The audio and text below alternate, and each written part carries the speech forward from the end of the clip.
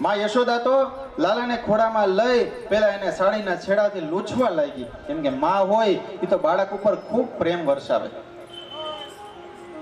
પછી બધી ગોપીઓ કહેવા લાગી કે માં હવે આને આપણે એક કામ કરી, રાક્ષસી આને લઈ ગઈ હતી તો એનો હાથ હડ્યો, એનું શરીર આને સ્પર્શ થયું, તો આને આપણે હવે ગાયના ગૌમૂત્ર દ્વારા, છાણ દ્વારા આપણે આને કે સ્નાન કરાવવું પડે.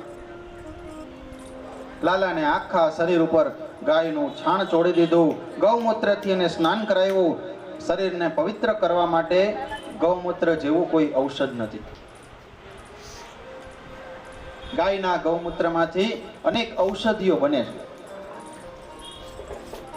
ગાયના છાણની અંદર અનેક જંતુઓને બાળવાની શક્તિ છે. ગૌમૂત્રનું પાન કરવાથી શરીરના અનેક રોગો પણ મટી જાય.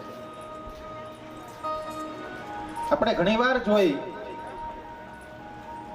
કે કોઈ પણ શુભ કાર્ય હોય એટલે બ્રાહ્મણો તમને લિસ્ટ આપે, એમાં પેલા લખી દે ગૌમૂત્ર એક વાટકી, એક ગંગાજળ એક વાટકી, એક બાકી બધું પછી લખી દે. પણ ગંગાજળ ને ગૌમૂત્ર પેલા લખશે. અને હવન હોય તો લખી દે ગાયના છાણા, અડાયા, આ બધું લખી દે. શું કામ? એમાં પવિત્રતા છે. એ વાપરે ત્યારે જ તમારું કાર્ય છે એ સફળ થયું ગણાય.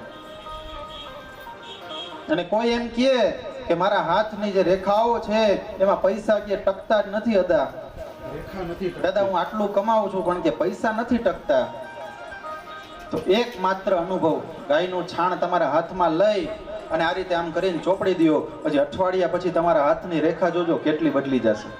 એનામાં તાકાત છે.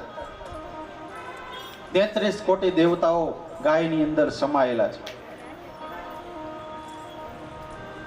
અને આ ગૌ સેવા કરવા માટે આજે કેટલી સંસ્થાઓ પણ કાર્ય કરે છે.